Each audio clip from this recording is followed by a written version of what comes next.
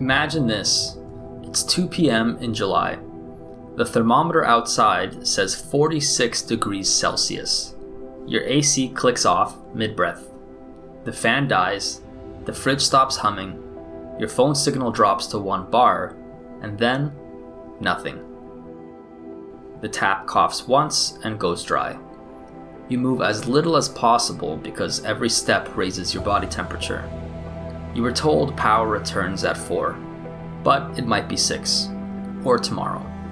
The pharmacy can't process payments, your kid's online class is cancelled, again, and the only light in the room is from a half-charged phone that you're rationing for the night. That's daily life for millions of Iranians this summer. If you care about how energy, policy, and geopolitics show up in real people's lives, and you want clear, jargon-free explainers, make sure to like and subscribe. It helps more people see this, and it keeps this kind of reporting possible. In Iran today, daily life is shaped by survival. Rolling blackouts and sudden water cuts have forced millions to adapt in ways that would have seemed unthinkable just a few years ago. Families plan their entire routines around the blackout schedule. People wake up and check their phones each morning, not for messages, but to see if electricity will be available for the day. When the power cuts, the summer heat, which often climbs above 50 degrees Celsius, becomes dangerous. Families gather in one room at night, sleeping on the floor to stay cool, rationing battery power for phones and flashlights. Buckets of water are kept filled at all times because taps can run dry without warning. And businesses are just as vulnerable. Shops close in the middle of the workday, factories idle, and office productivity collapses. Food spoils in dark refrigerators. Doctors and hospitals face even higher stakes. A blackout can mean ventilators pausing, surgeries interrupted, and nurses scrambling to keep patients alive until backup systems kick in. In one instance, relatives of a patient manually ventilated their family member using an ambu bag when the ventilator stopped during a blackout, until power and the ventilator resumed. Connectivity makes it worse. When internet access drops, sometimes deliberately throttled by the government, people are cut off from their families. It's not just about power or water anymore. It's about being completely disconnected from modern life. And yet, amid the hardship, there's resilience. Communities share batteries and power banks. Mosques and local centers open their doors as cooling shelters. Social media fills with survival tips. People even joke grimly that life has been set back to the Stone Age. But beneath the humor is frustration and anger. Protests have spread across provinces where slogans capture the mood. Life is a candle, not a light bulb. So, why is this happening? Why is Iran struggling to keep the lights on, the water running, and the internet connected? The answer lies in a mix of outside pressure, internal mismanagement, and decades of neglect. So let's dive in. Iran sits on some of the largest oil and gas reserves in the world, but paradoxically, it can't keep its own citizens supplied with reliable electricity. Why? Because sanctions have cut it off from global finance, modern equipment, and foreign expertise. Here's some perspective. Iran's electricity demand in peak summer now exceeds supply by around 25,000 megawatts. To make that clear, 1 megawatt can power roughly 750 homes in developed countries. So 25,000 megawatts short means enough electricity to supply nearly 19 million homes is missing from the grid. That's the scale of the shortfall, a number so big it's hard to imagine. Energy officials have admitted that about 15,000 megawatts of Iran's current power plant capacity is effectively worn out.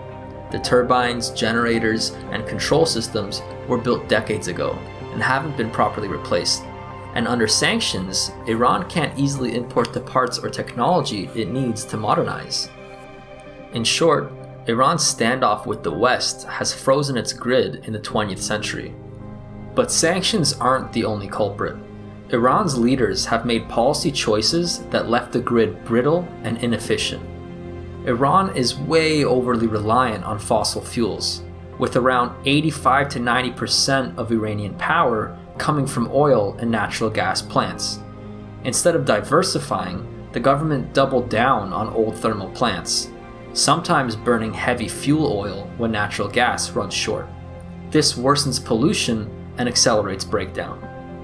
And then there is the wasted consumption. Subsidized electricity prices encourage overuse. Cryptocurrency mining also presents a major issue. Because sanctions limit access to foreign currency, many state-linked groups turn to Bitcoin mining. Mining a single Bitcoin consumes as much electricity as several households use an entire year. When these farms run, often secretly, sometimes with government protection, they drain power away from ordinary people. And lack of investment. For years, officials kept patching up failing plants instead of building new ones.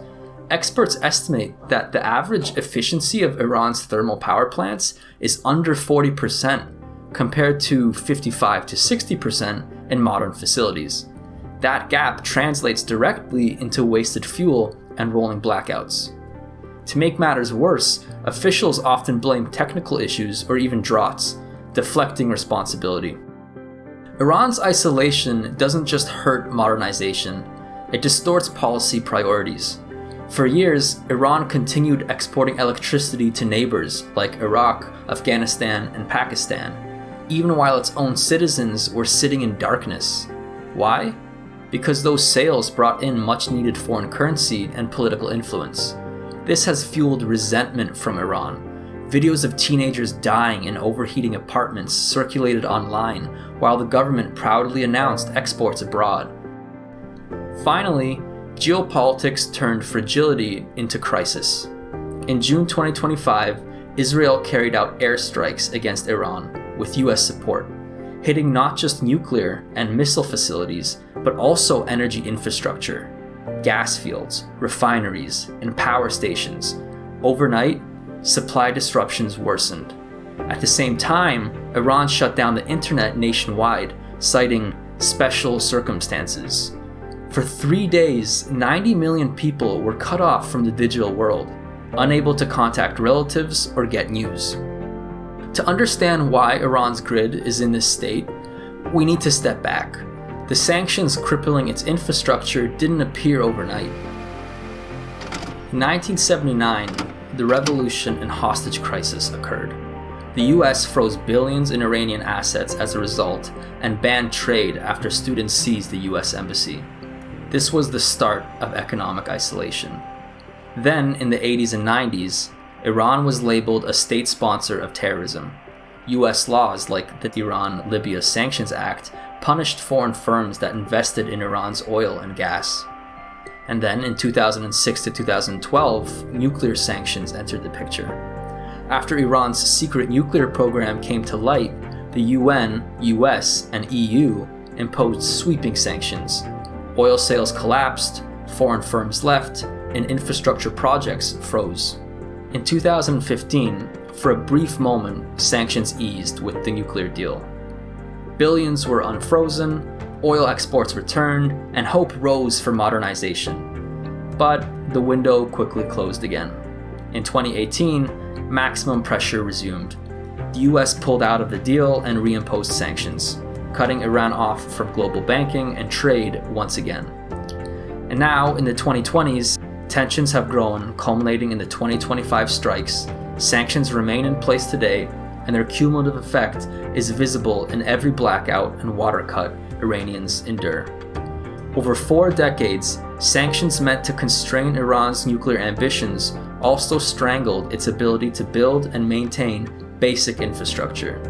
If you found this breakdown helpful, and you want more deep dives into the real forces shaping our world's energy future, make sure to subscribe. It costs nothing, and it helps this channel keep bringing you stories that matter, just like this.